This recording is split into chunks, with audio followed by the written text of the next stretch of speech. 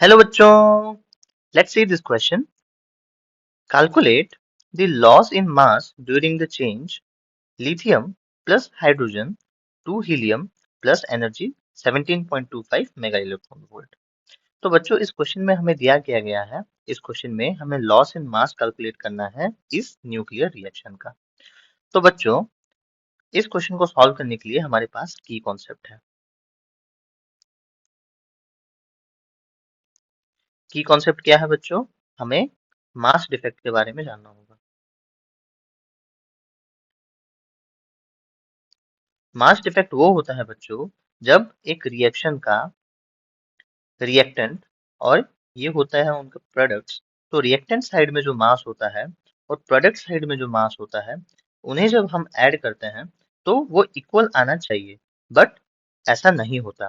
Product side में जो मास आता है बच्चों वो लेस आता है क्योंकि कुछ मास वो कन्वर्ट हो जाता है एनर्जी में. ठीक है. एक न्यूक्लियर रिएक्शन में मास कन्वर्ट हो जाता है एनर्जी में. तो इसी को ही हम लोग कहते हैं मास डिफेक्ट. तो जो डिफरेंस इन और लॉस इन मास आता है वही एनर्जी के इक्वल होता है. तो इस क्वेश्चन को सॉल्व करने के लिए बच्चों हम प्रोसीड कैसे करें? हमें पता है mass into 931 mega electron volt is equal to total energy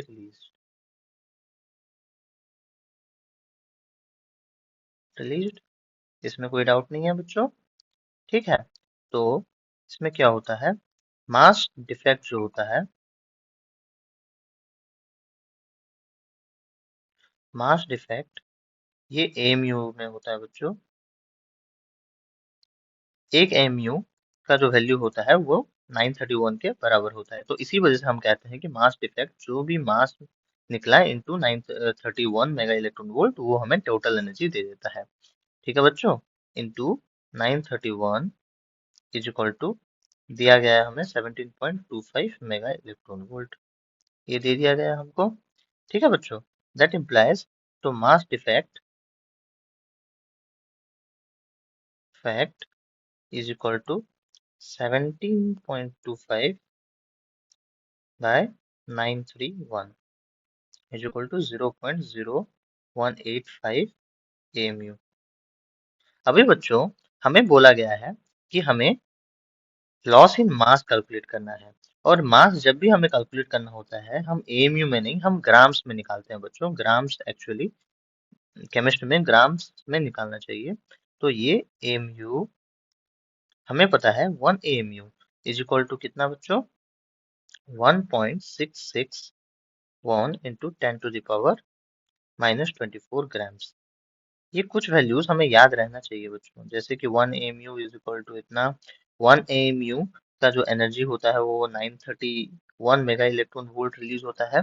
तो ये सब हमें याद रहना चाहिए. तो अभी हम कैलकुलेट करेंगे. अगर 1 MU is equal to 1.661 into 10 to the power 24 grams होता है देन हमारे पास 0.0185 एमयू है. इसका कितना मास होगा? 1.661 into 10 to the power -24 that equal 3.07 into 10 to the power 24 grams. ये approximate answer है बच्चों. This is our answer. Hope you understood this well. Thank you.